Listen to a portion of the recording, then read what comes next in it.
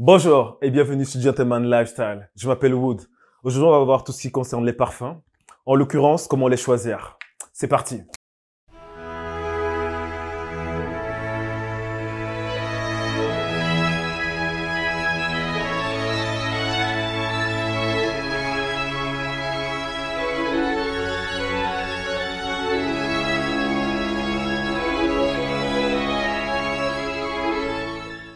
Alors, avant de choisir son parfum, il est important de préciser quelques notions. Notamment la première, c'est le terme parfum qui signifie en latin per fumum, qui veut dire à travers la fumée. L'utilisation du parfum remonte depuis l'Égypte antique et c'était notamment utilisé lors des rites. Le parfum, c'est vraiment une composition olfactive particulièrement concentrée. Deux notions importantes, composition olfactive et concentration. Alors, au niveau de la composition olfactive, les parfums qui ont été fabriqués par l'homme sont généralement classés en 7 grandes familles. On a notamment les floraux, les orientaux, les boisés, les fougères, les cuirs, les hespéridés et les chyprés. Au niveau de la représentation de cette composition olfactive, elle se présente notamment sous forme pyramidale. On a la note de tête, la note de cœur et la note de fond. Ce qui est important de retenir par rapport à ça, c'est que la composition du parfum au niveau de ses ingrédients va évoluer au niveau du temps de manière différente et ça va perdurer ou pas dans le temps. Au niveau de la concentration olfactive, le mot important à retenir, c'est vraiment concentration parce que c'est ce qui va déterminer le type d'appellation du parfum. Par exemple, l'eau fraîche, on a 1 à 3% de ce concentré-là. L'eau de Cologne, là, on a 2, 4%. L'eau de toilette, 5 à 15%. L'eau de parfum, on a 15, 20%. L'extrait de parfum, on a 20, 30, 40%. Donc ça, c'est vraiment le mot à retenir dans la concentration. L'autre élément à retenir, c'est de savoir que le parfum, il va évoluer différemment en fonction du type de concentration qu'on peut avoir. Par exemple, l'eau de toilette et l'eau de parfum d'un même parfum va être différent au niveau de la senteur. C'est pour ça qu'il est important de faire attention à ce type de raccourci intellectuel. Donc, c'est pas parce qu'on prend l'eau de toilette et l'eau de parfum qu'on a forcément beaucoup plus d'intensité au niveau du parfum. Les senteurs peuvent vraiment être différentes. On vient de voir la composition olfactive et la concentration, qui sont les notions clés en matière de parfumerie. Là, on va pouvoir voir les points importants pour choisir son parfum. L'un des points importants, ça concerne la personnalité. Il faut arriver à déterminer si on préfère un parfum frais ou si on préfère un parfum sucré. En ce qui me concerne, je préfère un parfum frais avec des notes comme l'iris ou l'ambre qui sont des notes que personnellement j'apprécie. L'autre élément à retenir toujours dans la personnalité, c'est l'image que vous souhaitez renvoyer. Par exemple, une image autoritaire, festive ou rassurante. En ce qui me concerne, j'ai plutôt un profil d'une personne posée, bien entendu qui sait s'imposer. Donc, avec pas mal de recherches, j'ai pu déterminer que l'un des parfums qui me correspond, c'est notamment le parfum comme le Prada l'Homme, qui a été créé par Daniela Andrea. Si par exemple vous avez un profil plutôt autoritaire, l'un des parfums qui correspond à ce type de personnalité-là, c'est le parfum comme le Acqua di Gio Profumo, qui a été confectionné par l'un des plus reconnus dans le milieu de la parfumerie. Il s'appelle notamment Alberto Moreales.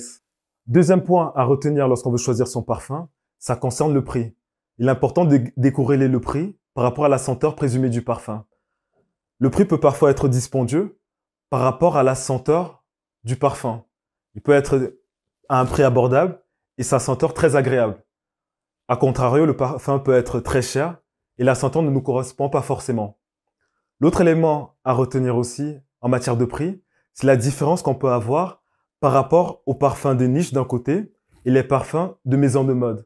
Généralement, les parfums de niche sont beaucoup plus chers que les parfums des maisons de mode. Par exemple, le parfum type Amouage, Reflection Man est beaucoup plus cher qu'un parfum Yves Saint Laurent d'une maison de mode. Le troisième point pour choisir son parfum, ça concerne le caractère singulier. Plus le parfum est victime de son succès, plus notre entourage aura du mal à nous identifier avec un parfum populaire. En revanche, si notre parfum est singulier, on aura plus de chances de se distinguer auprès de notre entourage avec un parfum singulier. Ce qui est important de retenir également avec ce critère-là, c'est qu'on a tendance à penser que les parfums de niche ont ce caractère singulier par rapport aux parfums de maison de mode, ce qui n'est pas forcément le cas. Ça peut être le cas la plupart du temps, mais il y a des parfums de maison de mode qui sont très bien avec ce caractère singulier. Quatrième critère pour choisir son parfum, c'est le critère de performance. Un parfum peut être très agréable au niveau de sa senteur. Il faut également que la performance soit au rendez-vous. Un parfum comme The One de Dolce Gabbana est un parfum très masculin, aux notes très fruitées, très agréable pour notre entourage. Malheureusement, il ne dure pas longtemps. Il faut juste compter 4 à 5 heures maximum. Cinquième critère pour choisir son parfum, c'est le critère de la polyvalence.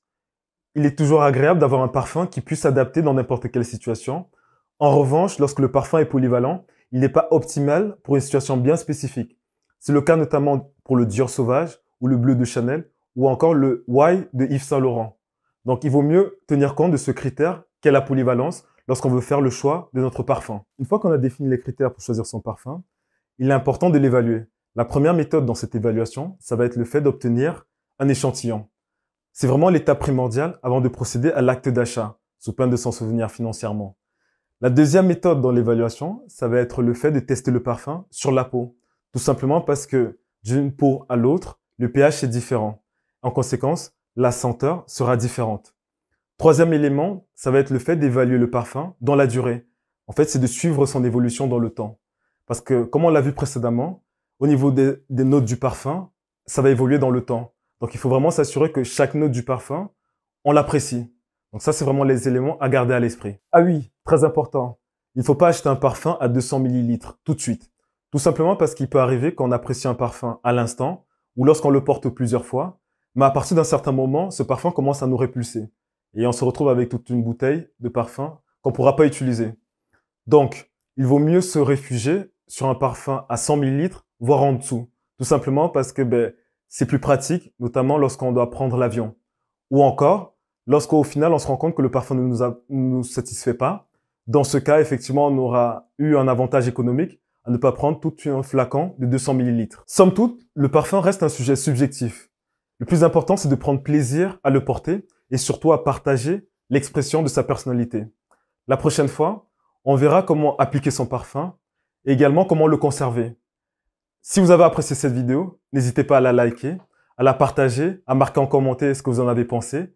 Et moi, tout ce que je vous dis, c'est à très bientôt, gentlemen.